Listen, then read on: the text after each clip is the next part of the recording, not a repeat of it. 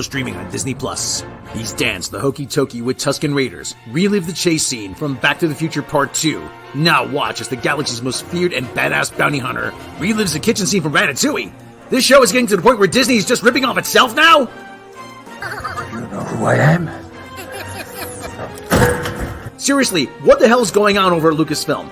Any goodwill you were trying to win back is being completely squandered. Well, at least Ming-Na Wen is nice to look at. Then watch as he gives Bantha scratchies and Treatos. Well, actually, that is the best part of this show. Tamura Morrison stars in the role that will eventually destroy his career in Kitchen Nightmare. What's next? Seriously, I don't even want to know at this point. But at least we get to see a Wookiee rip a guy's arm off. Feeling run down? Don't have the energy you used to? You want to put the zest back into your step? Then you need Super Mario Lizard Vitality. It's got everything you need to get your groove back. 100% guaranteed effective. Just look at what's done for me. And enter the code UNIVERSALIST at checkout to get a free subspace shipping on your order. So don't delay. Get your 30-day supply for only $29.99 Quatlus. Don't be a tool of the Galactic World Order. Get yours now. Ah! Coming up on the CW, it's prom night, and love is in the air. Until it's time to throw down. Sam and Miguel share a tender moment. But look who's crashing the party. Watch as young couples share a romantic dance.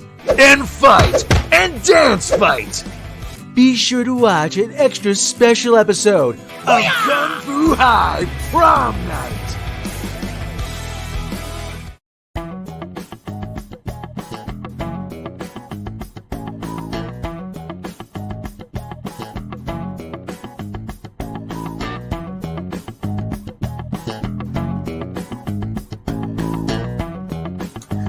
Good afternoon, everybody. House in the morning, WNBC, WNBC. How's it going, everybody? House in the morning, WNBC.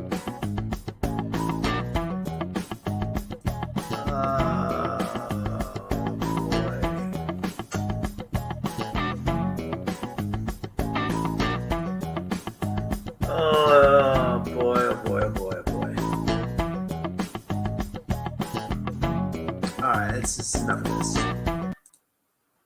How's everybody doing? I don't like that. I don't like that there. I don't like that. I like the other kind. Banners. Let me see. Comments. How do you do that? Here we go. If it's better, that better, or the bubble? I like the bubble. Block? Nah. Classic. What do you think? The classic or the bubble, guys? Classic, the classic, or the bubble? So, classic, bubble, classic, bubble, classic, bubble. Let's go with classic because I'm a class act. Yeah, right. Everybody, how is it going? It sounds like I messed up. I'm really close to the mic right now.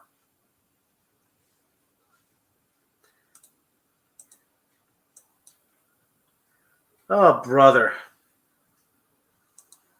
Well, we got to talk about it, don't we? Kevin!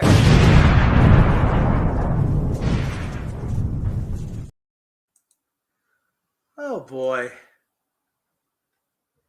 Just when you think Star Trek can't get any worse. Let me see if I can turn my mic up here.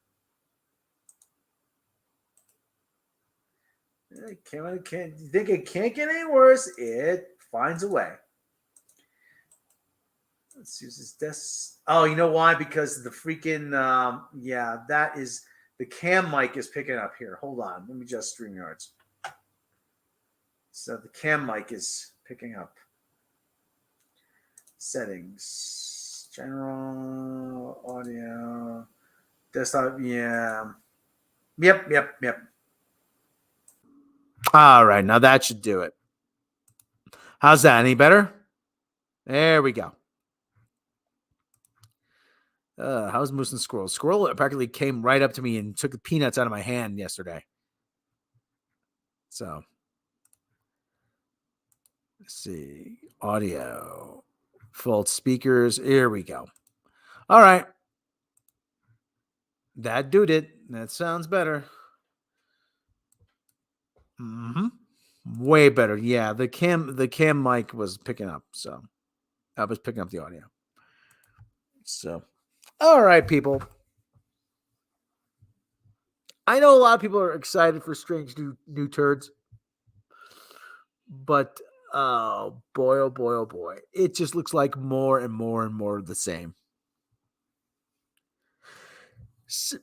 Because they don't know how to do any better. They just don't. They do not know how to do any better. So we're going to go over this article here, first of all.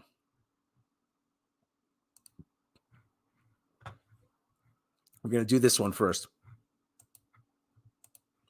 The new Star Trek series couldn't come at a better time. Now, I'm not making this up. This said the new Star Trek reboot initially couldn't come at a better time. But they went back and they changed the headline. Unfortunately, I didn't get a screen grab of the headline. So we got Rebecca Romignan here. We got the they them, the themsmen. CNN, Rod Roddenberry is the only son of Star Trek's iconic creator, but he never watched a show growing up. He was more into cars, heavy metal music, and watching action television shows like Starsky and Hutch and Knight Rider. It wasn't until I got older and more mature I began to appreciate the depth and intellectual side of Star Trek. Well, this must really burn you then. Says Roddenberry, who was 17 when his father, Gene, died. Years later, Roddenberry had a Trekkie conversion experience. He started watching reruns, talking to fans who told stories of the show, helping them develop more faith in humanity. That's when he started to appreciate his father's optimistic vision of the future, where people learned to delight in differences and inclusivity and equality are the norm. Roddenberry is now all aboard Star Trek Strange New Turds, which premieres on May 5th on Paramount Plus, a prequel to the original series that aired in the 1960s. It's based on the years that Captain Christopher Pike, fan favorite who appeared in the original series, led the USS Enterprise. A new show, one of many Star Trek spin-offs, has been billed as a return to the optimism and romanticism of the original series. How many freaking times have we been told, oh, it's going to be more optimistic. It's going to be more optimistic. It's going to be more optimistic. It's going to be more optimistic. Let me see.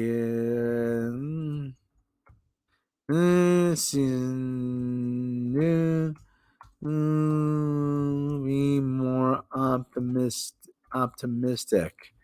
We've been told plenty of times it's going to be more optimistic. It's going to be more optimistic. Let me just deviate from this for a second.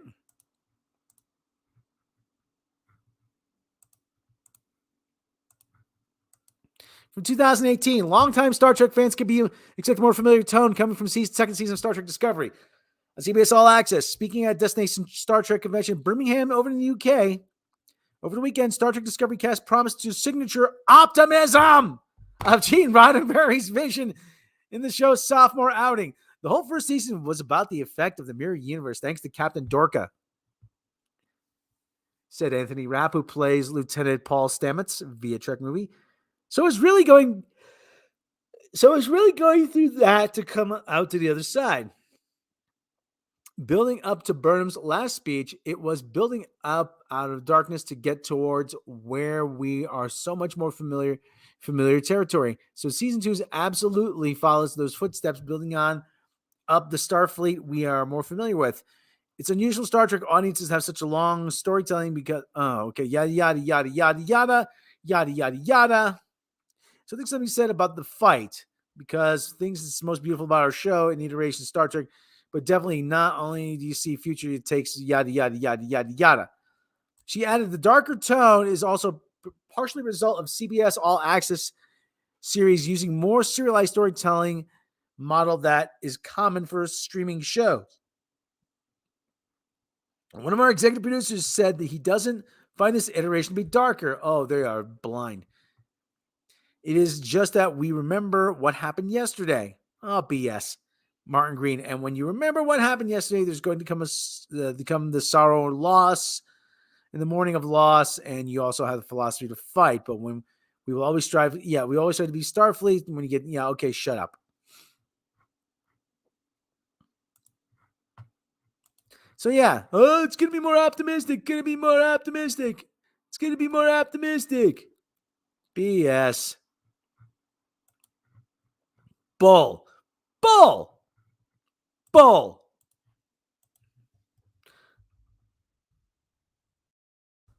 Let me see.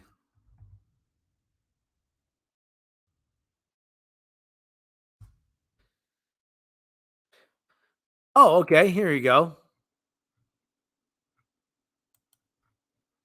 Here's another one. Ready?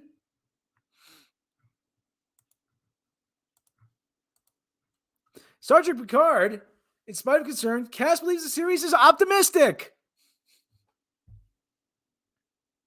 Oh, for crying out loud.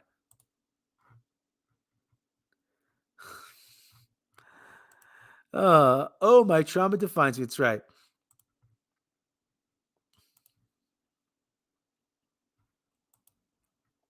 Now you see, to them, this is optimistic. New Trek is like getting a steak dinner. Only 25% of it be tofu. That's right, anti-derivative, Jill. Every single time. Nice picture, by the way.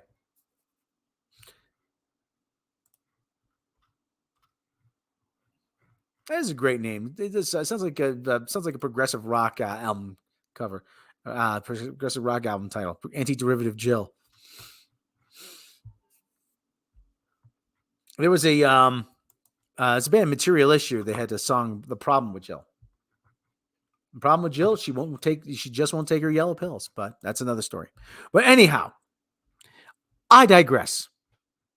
Don't get me talking music, because I'll talk about music all day long. I don't care. I'll be like, did you realize that Todd Rundgren actually produced that single for, I'm gonna have to bail. I'll be listening to my phone. No problem, Captain April. But here you go. Like I said, more optimistic. More optimistic. Yeah. And there are people actually bought it. The optimism, the New Yorker actually bought it. Welcome to the optimism of Star Trek Picard. They're actually people who actually think that this is optimistic.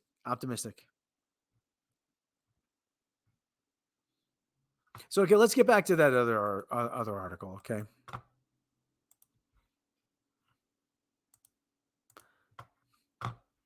Let's get back to that other thing here.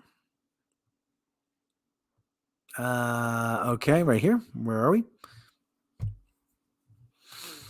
Years. Okay, yeah. Inclusivity norm. Roddenberry is now all aboard Star Trek Strange New Worlds. Is premiered May 5th. Yada. New show is one of many Star Trek spin-offs and has been billed to return to optimism and romanticism of the original series, which ran from 66 to 69. Phrasing. Such idealistic worldview may be tough to sell to today's audiences battered by hateful politics, violence, war, dire warnings about rapidly warming planet. Okay, stop right there. Stop right there. Do you remember the 60s? Have you ever learned anything about the 60s? Do these people know anything about the 60s? Hateful politics, violence, war, dire warnings about a rapidly warming planet. Do you know anything about the 60s? Oh, yes, you do. You do? Okay, hold on. Oh, somebody, hold on. Let me see. Hold on. Okay. Okay. Oh, we go. We have a special guest. Hold on.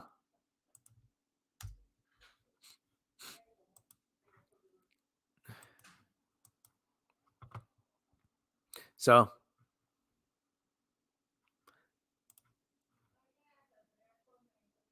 Okay. 60s were dumb. I was born in them. 70s weren't a whole lot better. Let me tell you, Back Goat. I want to know who was the a-hole who came up with flare pants? Oh, we have a special. I know the 60s a little. I have it on a guitar and I studied it and I lived there for a decade. What's your name, little girl? Huh? Tell us what your name is. I'm Mecca. You guys know me. I know, yeah. I hope. Tell us, do you want to tell us something about the 60s? Yeah. So the 60s was this kind of radical time when a bunch of people were all trying for war, and all the young kids thought that they could be contrarian and do the opposite and be like, hey people, hey, maybe let's not have it and we just start loving everybody all of a sudden and stuff. Is that what we're going for? And people fought for like equality and to marry who they wanted to if they didn't look the same, if they were like darker. Yeah, pretty much. That was part of it. And that was like in 1967. Hello, back out. We played we didn't play Jackbox. We played you What the Dub after. I feel really, really bad that we went over and it took forever to get What the Dub. So I'm sorry. All I want to know is who was the a-hole who thought that these were a good idea? Hold on. I'm trying to find a good picture of him. Me. Hold on.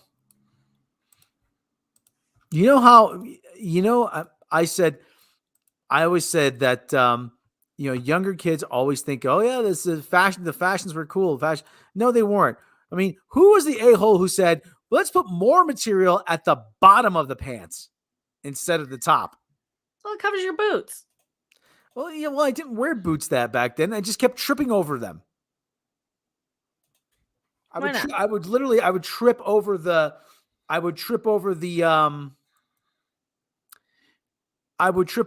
freaking material here, the hem, walking upstairs. Yeah. Yeah. They were so bad. So what's the issue? What was the thing that I just heard? Who knows about the 60s? Okay, so this person here, the guy writing this, Yeah, says, Guy Smiley. The CNN dude here. Oh, CNN are idiots. He says, Nobody takes them seriously. where was I? Such about optimism of the new show, such an idealistic worldview, such a idealistic notes and idealistic worldview. Proofread your stuff, man. Come on. Maybe a tough sell to today's audience is battered by hateful politics, violence, war, dire warnings of a rapidly warming planet. Doesn't sound a whole lot different than what we got going on today. Well, see, right now, politics is nothing deeper than just get back at other team, though. It's just sports ball. Okay, battered by hateful politics. Oh, really? America, love it or leave it? Sound familiar?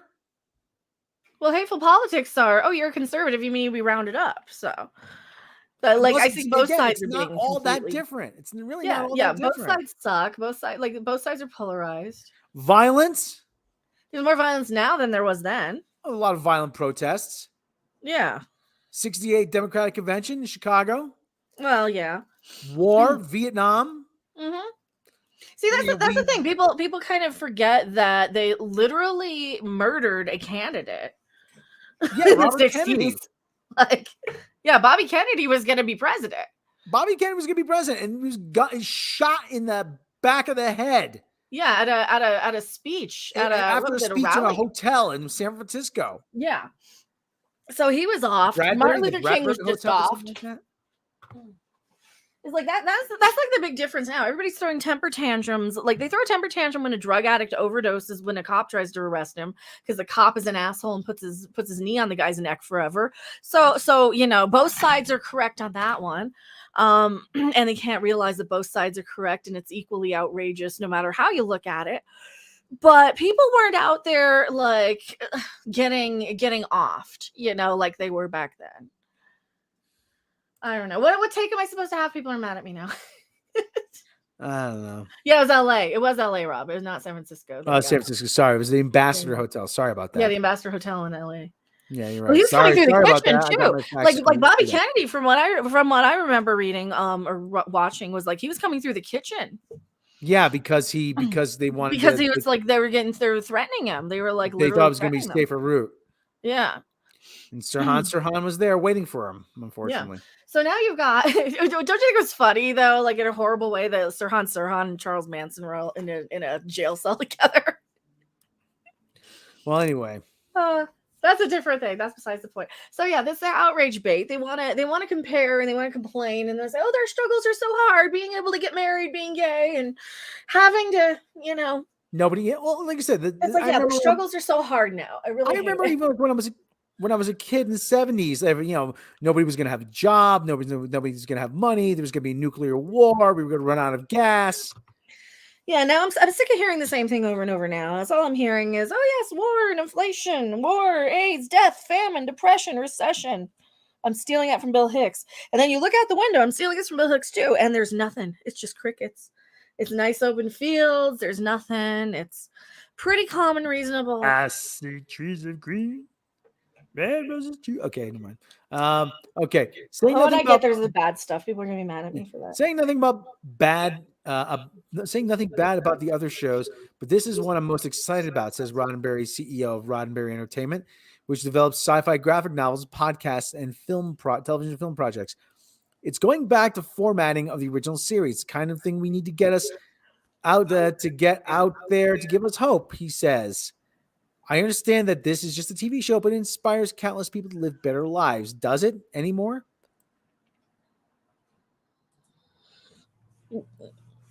I don't think it does. Yes. Shish Rebels, $4.99 super sticker. Thank you very much. Thank you. Oh, thank you very much. Thank you very much. Thank you very much. Thank you very much.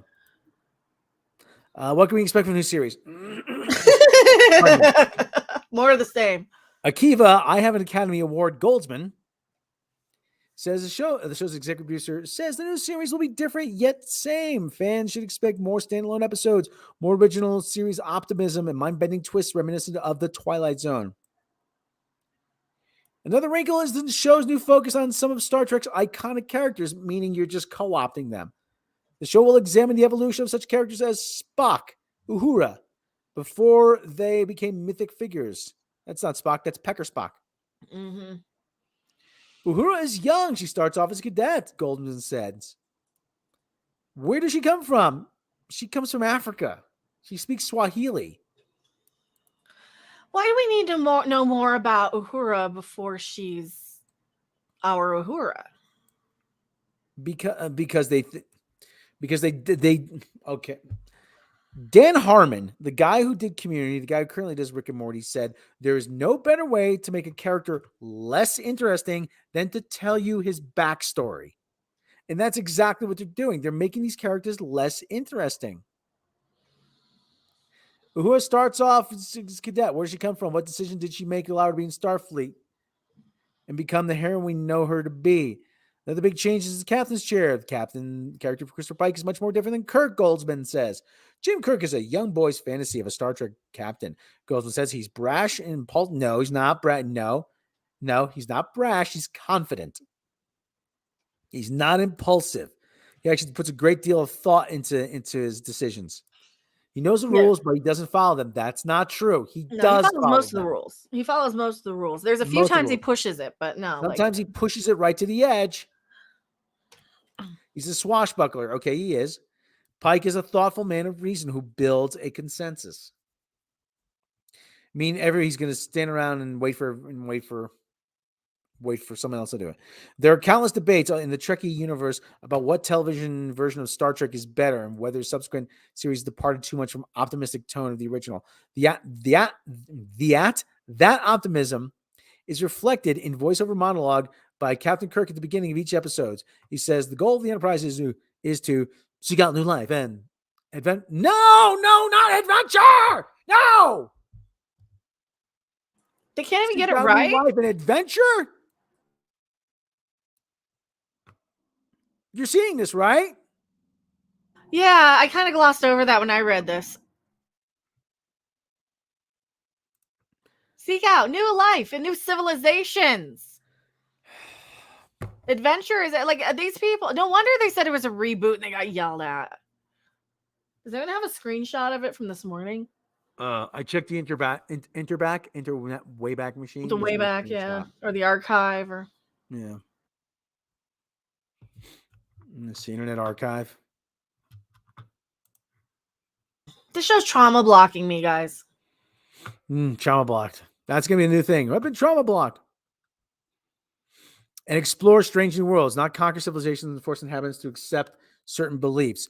By contrast, subsequent versions of the show, such as like Star Trek Deep Space Nine, featured characters who were morally compromised or sometimes made decisions that contradicted their values. Ben Robinson, co-author of Star Trek, the original series of Celebration, says he hopes a return to the franchise's original recipe will preserve the hopefulness of the first series while offering complex characters with moral struggle. See, their idea of complex characters is to have them have a traumatic backstory. I'm looking for the original series with the 21st century buzz it, Robinson says. If they can combine sophisticated stories with beautiful special effects and the 60s right stuff energetic storytelling, then I'm going to be over the moon. Hopeful storytelling is never outdated. Tell that to Klutzman.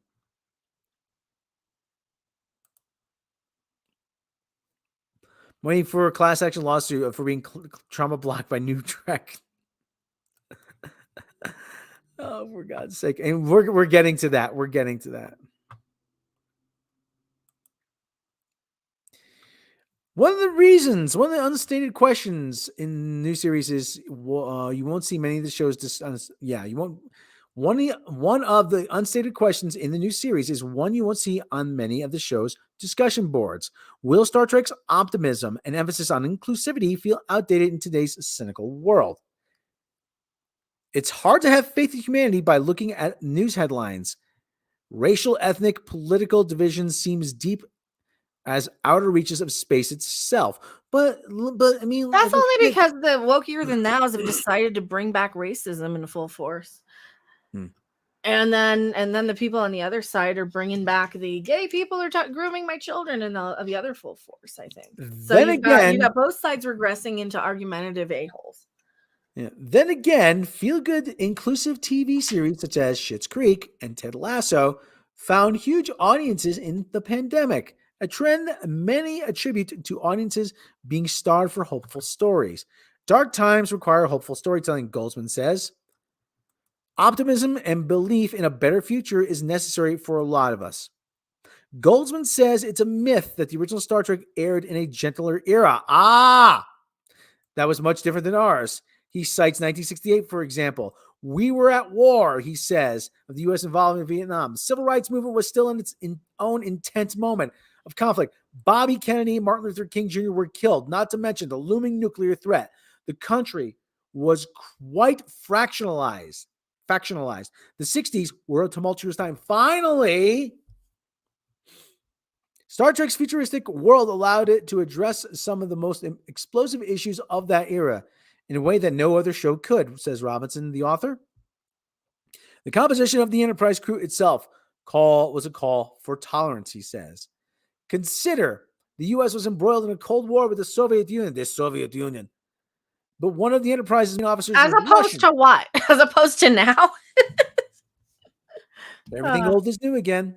I'm tired of it. Like 20 years earlier ended a brutal war with Japan, but the ship's helmsman was Japanese. Oh my. Black people couldn't vote in many parts of the country, but a black officer and a woman, Uhura, was the ship's communications officer. Spock was the ultimate model minority on the Enterprise. He was an outsider who endured prejudice. Black and biracial people who identified with him. There's a beautiful story about the actor Leonard Nimoy writing a letter to a biracial girl who felt rejected.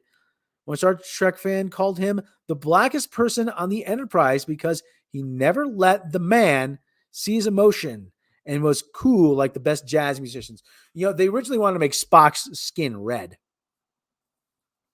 but they shot the pilot in the 65 pilot, the Menagerie, the Cage, in black and white originally. Bad Goat, $5 super sticker. Thank you very much. I wonder if Timmy Turbo goes back in Captain April's Enterprise. Maybe. Timmy Turbo. Well, hold on. I don't have that thing just by itself, so I got to play this. Timmy!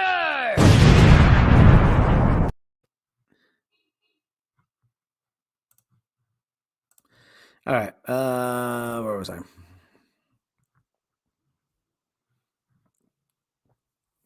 I'm the noob, Rob. It's my first chat. Thank you. Thank you very much. April, transracial. Robert April, transracial. We're gonna get to that. I'm uploading that right now. Originally Spock's skin was supposed to be red, but because they shot the pilot in black and white originally, they had to scrap that because it would have looked black on screen. It's metaphorical storytelling that allows you of taking a way of taking science and fantasy to look at our own society. Robinson says he, Roddenberry Sr., talked about race by having a Vulcan instead of a black guy. The troubled soul of Star Trek's creator, a minor miracle that Star Trek's creator was so hopeful. Humanity experienced so much tragedy in his lifetime. Roddenberry Sr. was born in El Paso, Texas, almost died as a toddler when his house caught on fire. A passing milkman rescued him. He had more close calls as an adult. He was a pilot for the U.S. Army Air Corps, flew combat missions in the South Pacific during World War II. He was a crew member of Pan Am flight that crash landed in the Syrian desert, killing 14 people. A later stint as an officer with Los Angeles Police Department exposed him to seamier side of life. Well, he took that, he channeled it all into his show, The Detective. Yet, despite all that, Roddenberry imagined a compassionate and harmonious future world that was much different than the one he lived. How can someone who'd seen so much tragedy be so optimistic? Because when you see tragedy, you become optimistic. There's got to be better. You want to make things better. How can someone, Robinson said, the author pointed out a quote from musician John Lennon. Lennon said, the reason I go on about peace and love so much is because I'm really angry, he says. Maybe you look for what you need for yourself. Gene was a troubled soul for sure. Roddenberry converted his pain into a vision of the future that still inspires millions more than 50 years later. Phrases such as live long and prosper, beam me up Scotty, and warp drive are now part of the popular culture. And so is Star Trek's humane message, which lives on in the new show. If people say, why is Star Trek still around? I will tell you why, Roddenberry Jr. says. It's because the idea of appreciating all things that are different and not just tolerating them, and that it's the differences that we're going to grow from. The response to Star Trek Strange New Worlds will reveal whether or not that vision resonates with people, or whether barriers of cynicism and hate are now too high for even the USS Enterprise to steer through. Nice sentiment, nice thought, but, from what we've seen, the pilot was shot in color. Black and white was Roddenberry's work print, and for a while, it was the only complete version we had. Yeah, they didn't find the whole thing till 1987 or something. All right, hang on a second. Yeah, it was the 80s before we saw it. Yeah, before we saw the whole thing. Get me some agua. But yeah, it was the 80s before we saw it. And everybody who's like, "Oh, but it's the pilot." Yeah, but it was unwatchable. That was my whole thing. It's like it was just this unwatchable, unaired pilot. NBC said, "No, go back and do it again." No, this sucks. Get rid of Jeffrey Hunter. Get rid of everybody except that tall, skinny guy with the pointed ears. Yeah, he's good. Mm-hmm.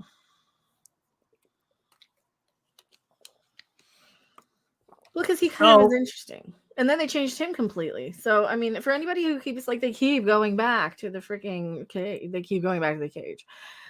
It's getting old. It's just getting old. So, yeah. So, we have another cast member. Strange New Worlds adds another Enterprise captain to the cast. Strange New Worlds will tell the story of Captain Christopher Pike commanding the ship before James T. Kirk. Kirk will join the show in its second season, played by Vampire Diaries' Paul Wesley. It's turning into the CW and Warner Brothers, where they have 10 different versions of the same character. You know that? Mm-hmm. It turns out Strange Worlds will complete the Enterprise Captain Trifecta. Paramount Plus debuted Strange Worlds debut episode screening Saturday night. IGN reports premiering Canadian actor Adrian Holmes, who Bel Air fans may recognize as Uncle Phil. He plays Admiral Robert April, the previous captain of Commodore. the USS Enterprise before Pike. Despite being one of Starfleet's most highly decorated captains, April has previously only appeared in canon in a single episode of Star Trek the Animated Series. April oversaw the USS Enterprise's construction, became its first captain. Star Trek Discovery confirmed that Pike was April's first officer aboard the Enterprise before April turned command over to his executive officer. According to IGN's report, April is the admiral who recruits Pike back into action to search for number one. April may have been Enterprise's first captain, but in Pike's command. But Pike is in command now. Comic book. Which Enterprise are they talking about? Did they forget about the NX-01? They don't even know. Captain Archer would like to disagree with them.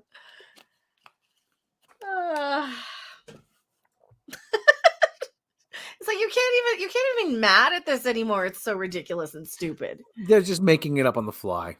It's like they forget. It's like, oh, the first captain. Okay, what about the Enterprise NX-01 Enterprise? Pike's very clear vision of his future is something we wanted to face head on and make it part of the development of the show rather than just kind of, oh, that's a difficult plot point. Let's just steer around that. Mount said regarding Pike's knowledge of his future fate, really, what does it do to a person, particularly a leader who's in charge of hundreds of lives that serve under him? Can you be an effective leader? Is this going to affect your judgment in any way? So it's a big part of season 1. Is he going to end up in the chair at the end of season 1? Yes. Yeah, and then Kirk's going to take over. And then they got their little reboot. Yeah, they're going to try to they're going to reboot the original series. They really Yeah, this is a reboot. That's why they started with Discovery to kind of set up the world to reboot, and then they bring these assholes in season 2. Yeah. Nothing against the cast. I'm just talking about like the freaking characters bringing in the characters that they swore, oh, you'll never see Spock. All right, We promise you will never, ever see Spock. All right, the rest of this just talks about the cast. Okay, so there's Admiral. Yeah, so there's Neil. Of course, I got to make him an Admiral instead of a Commodore. Yeah, Commodore. Yeah. Which makes a little more sense, I suppose, because then they went with admirals after a while. But well, I'm not even sure what rank Commodore is. I don't know. Let me see. I think it's like a colonel. What rank is Commodore in the Navy? Commodore. It's the rank of brick house. The rank of Commodore is absent, although it has made its mark in U.S. Navy history. Okay, it's no longer a rank. Historically, the title was given to a commander who was the captain of a ship, but was in command of a grouped element of ships, often called a squadron. Okay.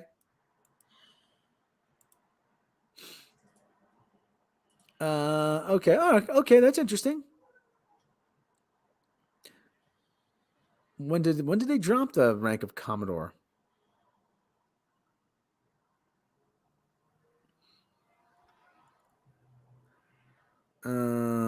Title of Commodore actually meant something to Navy officers. It was more than just a rank and grade. The rank began to be confused with the title held by officers who commanded multiple units.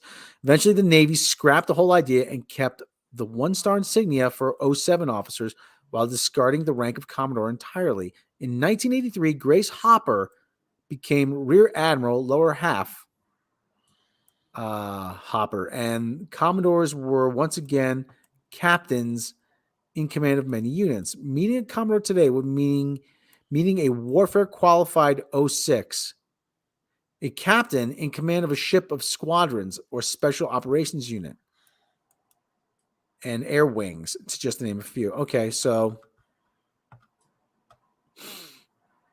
did they reinstate it? Sounds like it.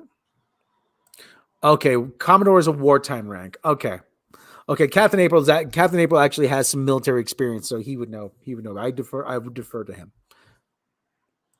Like we have 5-star admirals in wartime, but not in peacetime.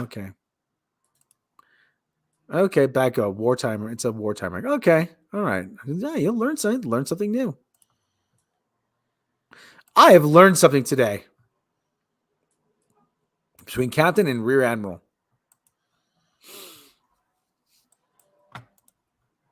You said you learn something new every day. But anyway, so which brings us to this Engadget review Engadget thing here. So they had a screening. They've sent out review copies of Strange New Worlds, and I need to say we didn't get them. Of course we didn't. Of course we didn't, because why would we? They hate us. They don't hate this guy enough, Mr. D. Cooper. No, I'm surprised. I'm surprised he was allowed to write that article. But it always sounds cool to say more pie, Commodore.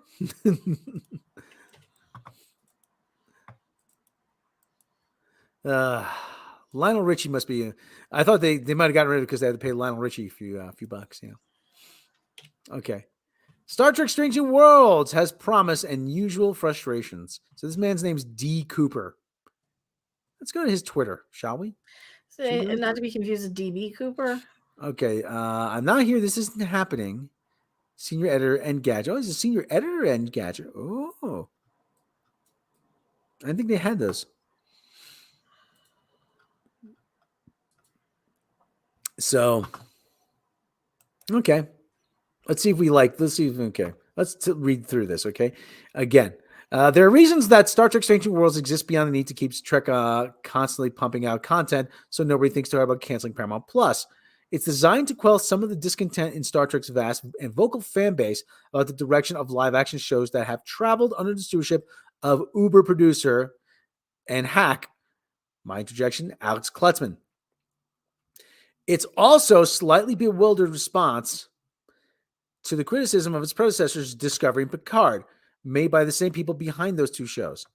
In short, it's designed to appeal to people who, when asked what their favorite live-action Trek show is, unironically say The Orville. Now just let that sink in for a second there. Stop pandering to me. You guys aren't smart enough writing this shit. I told you this is going to be funny. I took one look at their stupid trailer where they're like, oh, that went well. I'm like, oh, this is going to be the crappy, cringy Orville. Like the cringy version of the Orville. Because the Orville isn't cringy. This is going to be the cringy version of the Orville. It's not that we want the Orville. We already have the Orville. We have the Orville. We want Star Trek. I'd rather just have the Orville now. And these people aren't even going to pull off the Orville. We open on Christopher Pike, Anson Mount, the once and future captain of the Enterprise, after his sojourn leading Discovery in its second season. There, a magic time crystal told him that in less than a decade, he'll be non-fatally blown up in a training accident. No, he was hit by, what was it, delta waves or whatever? Delta radiation? Gamma or delta. Cosmic Gamma would have made him the Hulk. He was hit by radiation, and it just damaged him so severely that all he could do was beep, beep, beep, beep, yes and no. Rodney personally hated the rank of Commodore. He felt it sounded like something a rich douchebag would. Yeah.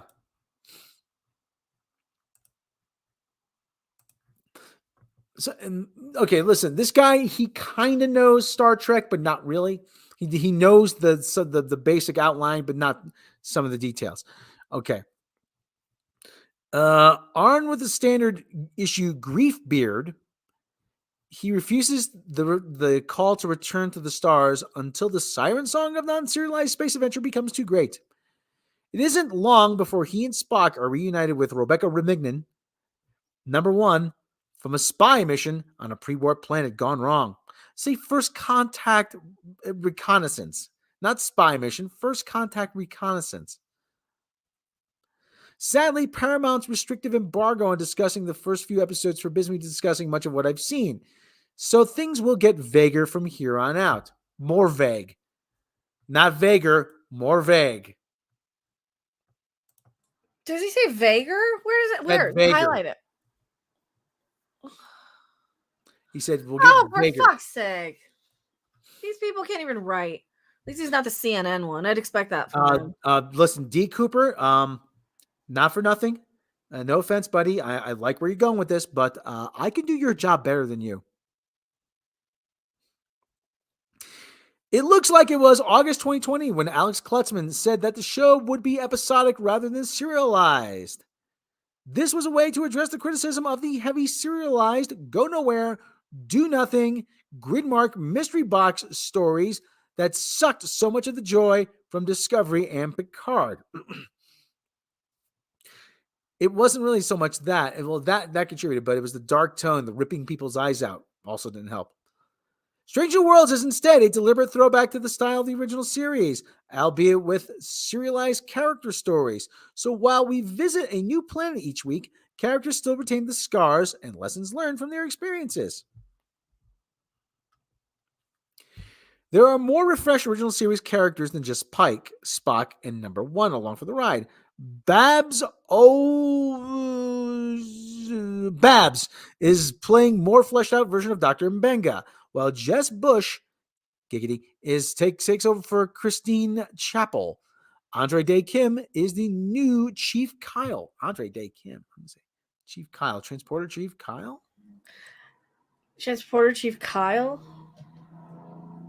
And they Is race Cartman going swapped to be him. stalking him and telling him he's a... And they race swapped him. Oh, okay. He's an Asian guy. All right. He was, and then they changed him to what? He's a Chief Kyle. Star Trek. Hold on. Chief Kyle, Star Trek. Okay. So there's Chief Kyle. Okay, here we go. Ready? Mm-hmm. Okay, so this is okay. So come on, baby, come on. It gets so old. I'm like, I'm not angry. This is Chief Kyle from Star Trek. Okay. Oh yeah, that guy. Okay. Okay. Remember Yeah, he he went to wasn't South in there a Park, whole Kyle? lot. Huh? He wasn't in Star Trek a whole lot. A few scenes here and there. No. So this is your new Chief Kyle. So here we go, guys. Drum roll, please.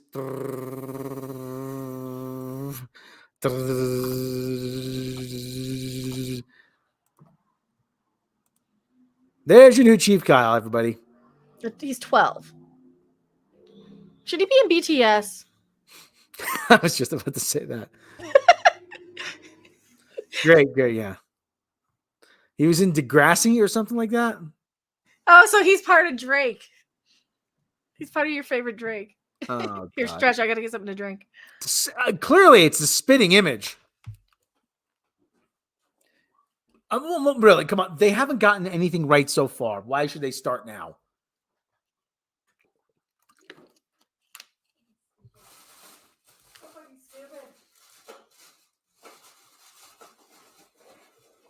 It would be sinister if it just weren't so hysterical. Yeah, they have to be joking. They're not. Go back to the transracial admiral. Well, he's transracial too. Yeah, transracial. Yeah, he just identifies as an Asian man. See, he's just transracial. They're so progressive in the future that they can't just glom onto our current issues of like gender identity. They got to go transracial. That's progress. I mean, look at what they did with Admiral Decker. I mean, not Decker. What's his name? Captain April. Look what they did to him. Yeah, well, we saw. April. He's just transracial. See, in the future, they have fixed all the racisms and stuff, so it wouldn't be necessary to race swap anybody. Well, anyways, he's been promoted from Intermittent Extra to Transporter Chief. Then there's the Celia Rose Gooding as Cadet Uhura, whose semi-canonical backstory is now firmly enshrined as a dead parent troubled childhood narrative. Oh, another. So she's going to have a dead parent troubled childhood narrative. Go back to the transporter guy for a second. So he was transporter chief, and then he lowered his rank to. I don't know. Wait. So he starts off. Who was he in the original? He was a transporter engineer. Okay, but he wasn't like a chief or anything. He was just the guy that hung around. Okay. John Kyle, known as Thomas Kyle, Winston Kyle, was a male human Starfleet officer, served 23rd century. Throughout the bulk of his career, he was transporter and operations officer, whose most famous posting was aboard the USS Enterprise. Okay. But they got to make the Asian guy though. They got to give him. Well, why didn't they make a new character? Why does it have to be this character? Like, if it's a character that doesn't fucking matter, why do they have to name drop and reference? I mean, why can't they create a new character? Because I have other people saying, "Oh, it's all about money, so they can get money for merchandising." Okay, I agree that they would want that, but wouldn't they get more money if they created a new character all on its own? I don't know. Yeah, and Kyle's such a prominent Asian name too. Yeah. As I say, he's just transracial. He's just transracial. Who was the chief on TNG? O'Brien. O'Brien was the transporter chief. Well, but you had so many different crew members that could do that job, though. Yeah.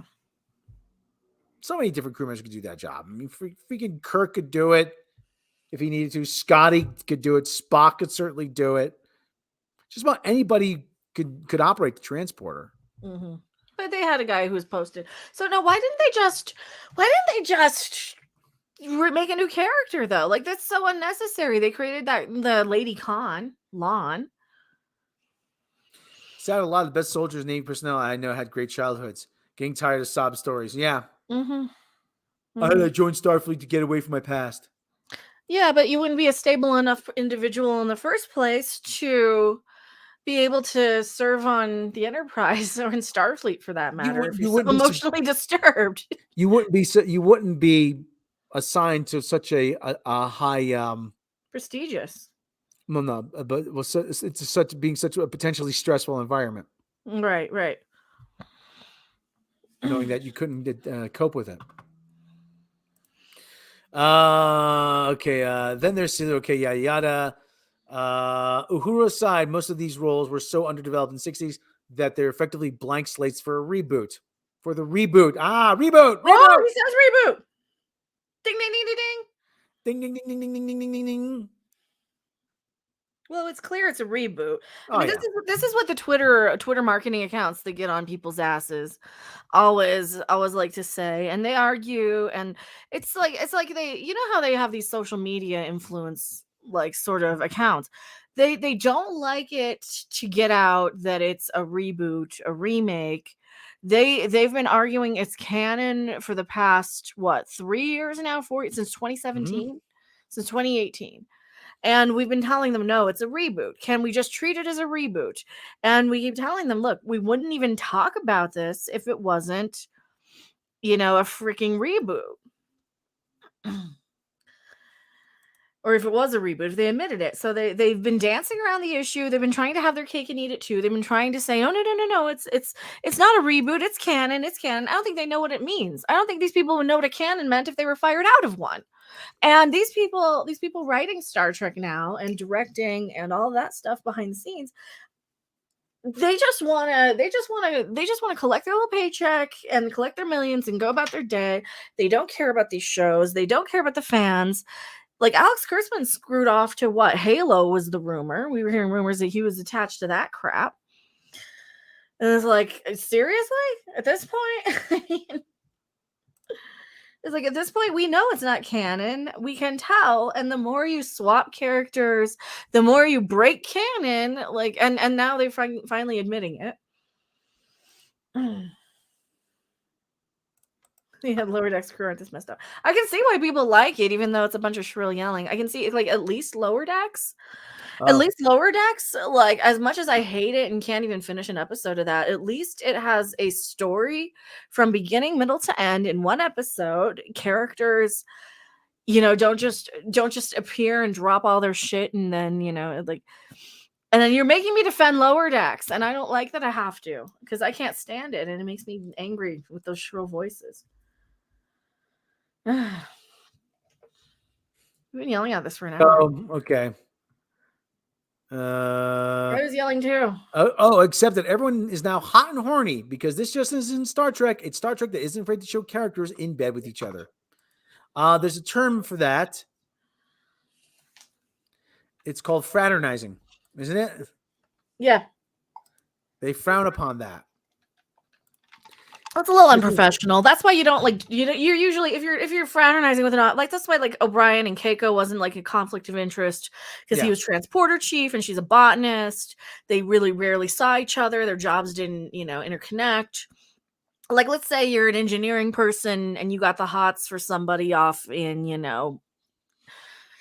entomology or something. Like that's not going to be a conflict of interest so much because you're not in the direct chain of command. But if you're like in the direct chain of command, they don't like that. Remember what happened when Picard started dating the astrophysicist or whatever it was? Yeah, it was a He had- conflict of interest. He's like, yeah, I can't put you in the line in danger. She's like, I don't give a good goddamn what you want because of my safety. I'm here to do a job. This is my career path. Don't give me special treatment. we can't Or am I carry on getting it swapped? relationship because I'm gonna have to place you in dangerous situations like this. Yeah. Well, and they explored a lot of that on Deep Space Nine too. Mm-hmm. With That's right, Mr. Orphan Londell. Dax. So rounding out the cast is Christina Chong as Security Officer Chief La'an Lady Noonien Khan. Singh. Lady version of Khan. Yeah, Lady Khan. Let's see. We need Lady Khan. A descendant of Khan himself. Trek's in-series German bad guy analog. From what we learned of her so far, she also gets saddled with the troubled childhood dead parent narrative, as well as a Good. case of the nasties. I expect her character will soften further over time. But right now, she's officially the least fun character to spend time with. Of more interest, Melissa Navia's hotshot pilot, Erica Ortegas, who can launch the odd quip into the mix when called upon, and Hemmer's telepathic Anar, type of Andorian first introduced in Enterprise, played by Bruce Horak. Horak himself is an old-fashioned, lovable grump and mentor figure for some of the other characters. Will be. Wait, I got a question. When the They Themsman blows up a ship, do they yell boom? Maybe. Just like because she's basically gonna be their version of Huh. yeah, from the Orville. Yeah, FemCon. Boom. Is she bitch. genetically engineered too? Does she have like augment DNA? Probably. Wouldn't they be able to detect that? I know she has I know her eyes can do this. Yep, I told you they were going for funny. I'm like, oh my god, I saw the trailers and I'm like, this is gonna be the Orville. And I think they're mad that I picked it out. I'm like, I already have the Orville. Well, back up. There's never a bad time to order pizza. So. Oh, pizza. That sounds good. Rain or shine. I got pizza. Anyone want to buy me a pizza? Actually, I have burgers. I should make a burger. Burger. He's no Scotty. Where am I? We didn't even talk about Batwoman getting canceled. We may not get to that. That'll be another topic. We'll have to do another stream. See, that's whaving another stream because I'd wait about an hour on Star Trek too. Okay. And having now seen the first half of the first season, second is already in production. I can say Stranger Worlds will be a frustrating watch for fans. Frustrating because there are the bones of a really fun, interesting Star Trek series buried deep inside Stranger Worlds. Sadly, it's trapped in the usual mix of faux melodrama, clanging dialogue, and dodgy plotting with the usual lapses in logic. Just like Discovery. Many writers are blind to their own flaws, which is why it's so amusing that this is what Kurtzman and company feel is a radical departure from their own work. Maybe I'm being unfair, but this is the 7th series, live action series released under Kurtzman's purview. The 3 lead characters all had full season of Discovery to bed in, too. So it's not as if everyone's starting cold. But it's not starting from cold, starting cold. Despite the gentlest of starts, the show still manages to stumble out of the gate, trying to do so much and not enough at the same time. The first 4 episodes especially feel as if someone's trying to speed read you through a whole season's worth of plot in a bunch of paltry, disconnected episodes. Aside, ever since the mid-'80s, Paramount was desperate to reboot Star Trek with a younger cast to cash in on that Kirk Spock brand awareness. It eventually happened, but only in 2009 with J.J. Abrams' not entirely successful attempt to reboot the series in cinemas. While a young Kirk movie made sense in the 80s, mining that seam for nostalgia today would seem very weird indeed. After all, most people under the age of 50 will likely associate TNG as the one true Star Trek. The fact that not so closest Trek fan Rihanna's a Trek fan? Not so closet Trek fan Rihanna's favorite character is Geordie LaForge. Geordie LaForge speaks volumes about where millennial love lies. But I imagine a LaForge spin-off series was never going to fly with any generation of Paramount executives. How much longer is this? Now let's talk about that emotional continuity, because while people will just take their experiences with them, little effort has been made to precede conflicts before they erupt. Arguably, the weakest episode of the bunch tries to cram four A-plots into a slender runtime, one of which is coming out of narrative for one crew member, coming out of a narrative, not out of narrative, out of a narrative. Come on, man, you got spell check in your browser. And once they've come out, another character reveals deep-seated antipathy towards that group. It would be nice if we could have let this particular battle brew, but it's introduced about 25 minutes in and resolved with a punch fight by minute 40. We're not shown the person wrestling with the decision to come out and risk their professional relations and personal relations beforehand. Either just punch fight. They're coming out of the closet. They wouldn't come out of the closet because they would be accepting in the 25th century.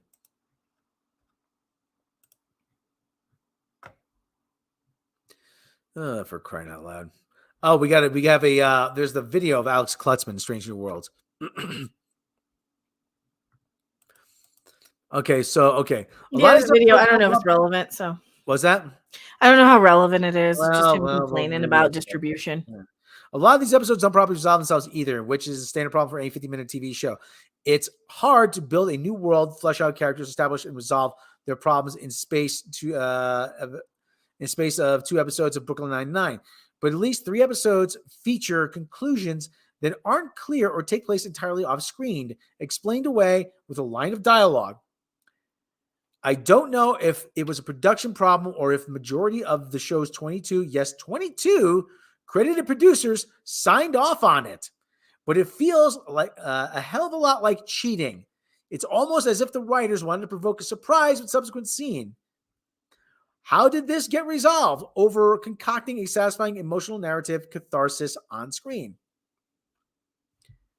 In fact, I'm going to harp on about this one particular episode because it's not content with just dropping one major character revelation.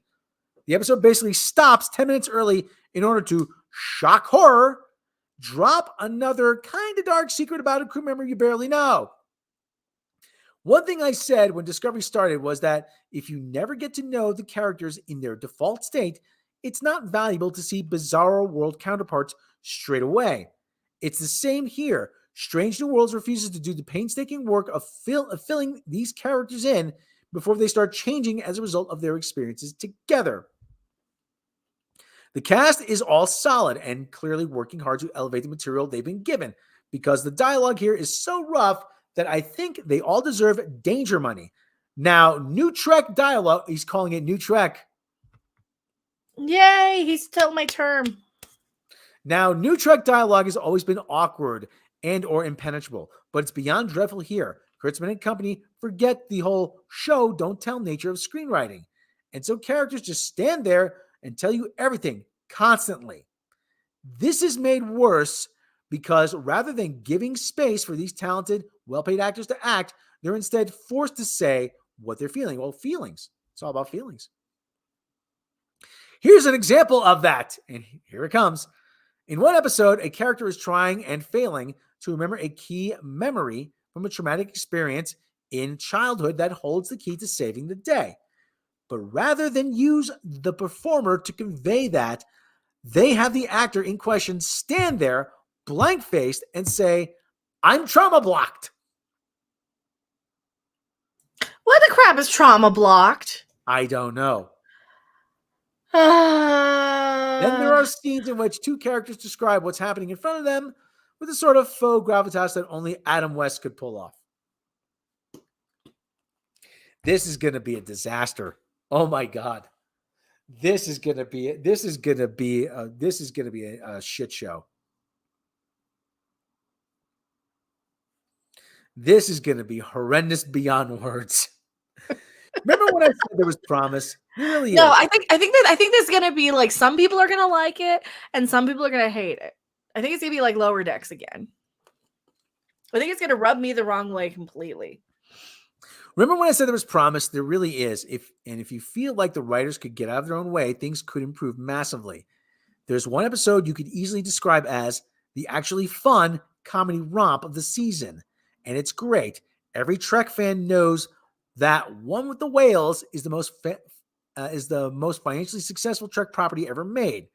And yet, whenever a new Trek property is made, it's always with the promise of more grimness, more darkness, more grit, more realism.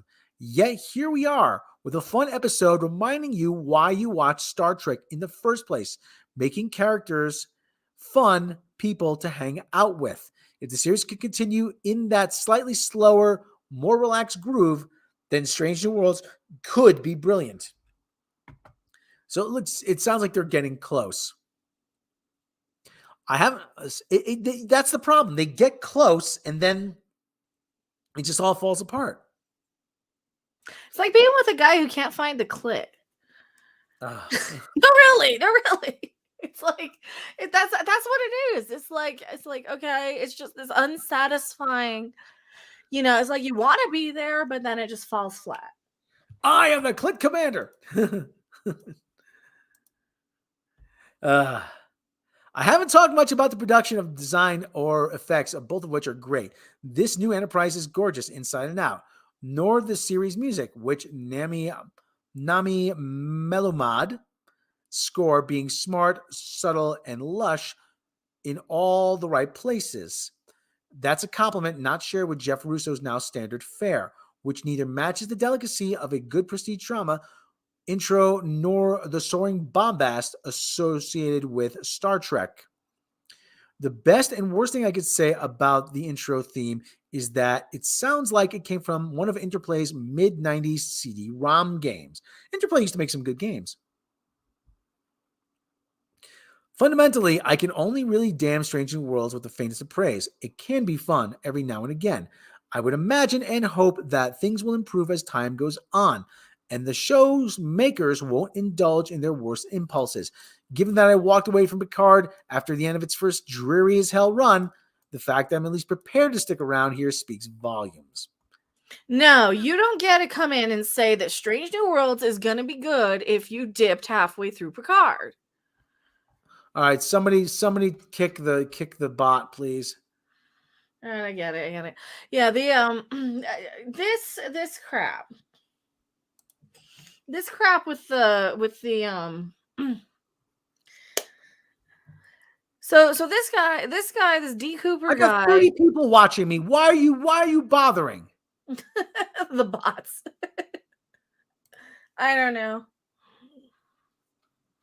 I get the same asshole attacking me over Brie Larson every day still, so with fewer with fewer people on mine.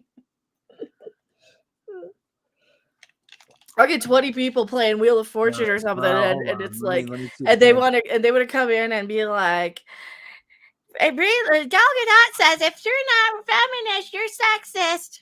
Mm-hmm. Oh man, it might be a curtain bot. We've been at this for an hour and 10 minutes, and we haven't even gotten to anything else, So, Lady Khan. Lady Khan. Yeah. I get nothing against her. Yeah, Yeah, she's cute. She's cute enough. I think that I think the problem is going to be the writing of this show again. yeah, Like yeah. all this new Star Trek crap that they keep spitting out is just the writing is and the people making this are not smart enough to understand Star Trek, and No, it no. shows. My theory is bots bother small chats because they are seen. Yeah, that's It's true. Yeah, possible. It's possible. bigger chat, they would be. It's going too fast. Yeah, See, we gotta share the channels now. that's right. Just share the All stream. right. All right, everybody. Listen, we've been at this for an hour, 10 minutes. We haven't even gotten the Batwoman. Batwoman got canceled. We'll discuss that another time. Yay! But there's people that are trying to save it. They're trying to raise money for billboards. I'm like, yeah, good luck with that. So, okay, we're going to leave it with a little animal news, okay? Aminos! I just put a camera on the kitty. What's he doing? He's sleeping. I'm a good boy. Very good boy. All right, so as you know, our producer Melman, he's been in hiding out, laying low lately. But I think we have an idea of what he's been up to. Family of 5 bears found hibernating under Lake Tahoe home. Human residents had to bear with intruders as the animals vacated their winter beds. A California family unexpectedly discovered that they'd been sharing home with 5 bears, an adult female and 4 cubs.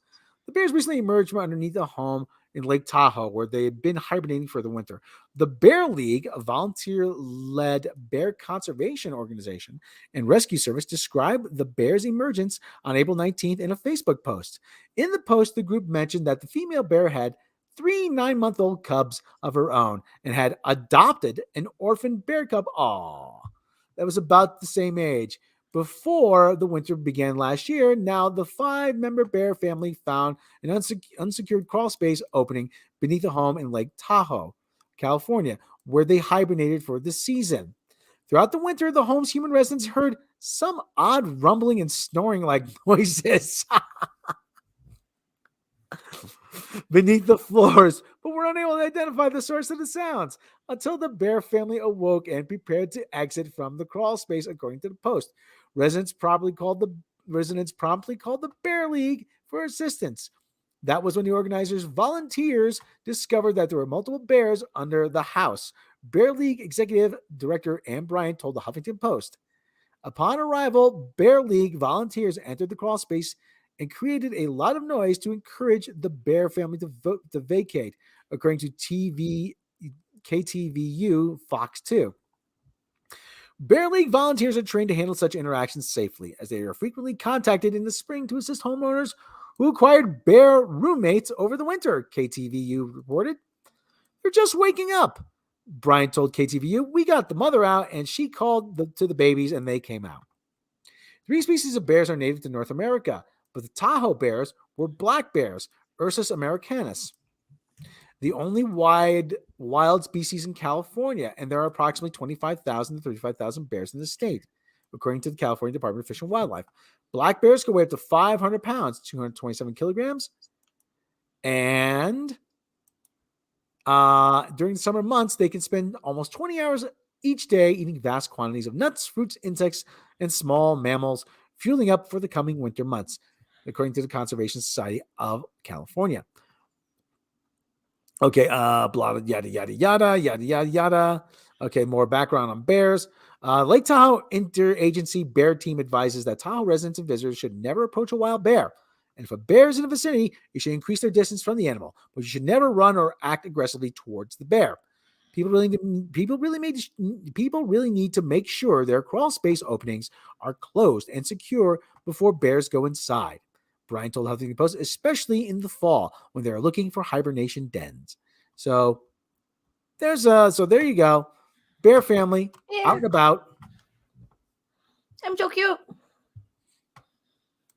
Yeah. Picard is on Raffi yelling the name Goldilocks. Bears of color. But they're so cute. Logitech is the best bear. He was Corporal in Polish Army. Still better than having a female grizzly. Ooh, yeah, they're mean. All right, everybody. The bear family, they're out and about. They're gonna be okay. They were snoozing away. And okay, what could they possibly do? Sleep in people's beds and eat their porridge. Yeah, exactly. Okay, everyone, listen, we haven't gotten to Batwoman, but Batwoman's been canceled. Good riddance. Yay! Yay. Okay, we are going to call it quits here. Everyone, I might be having another stream on Twitch. I might be playing some Sniper Elite. I don't know yet. Mecca, what are you doing, Mecca? I gotta make dinner. I'm gonna make a dinner and probably do another stream tonight.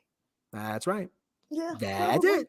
Probably do a game stream or something. Maybe some What the Dubs or something. Batgoat Super Sticker $5. Thank you very much, Batgoat. Everyone, have a good rest of your day. Have a good rest of your weekend. Have a good week. Stay safe. Take care of each other, and we will catch you next time.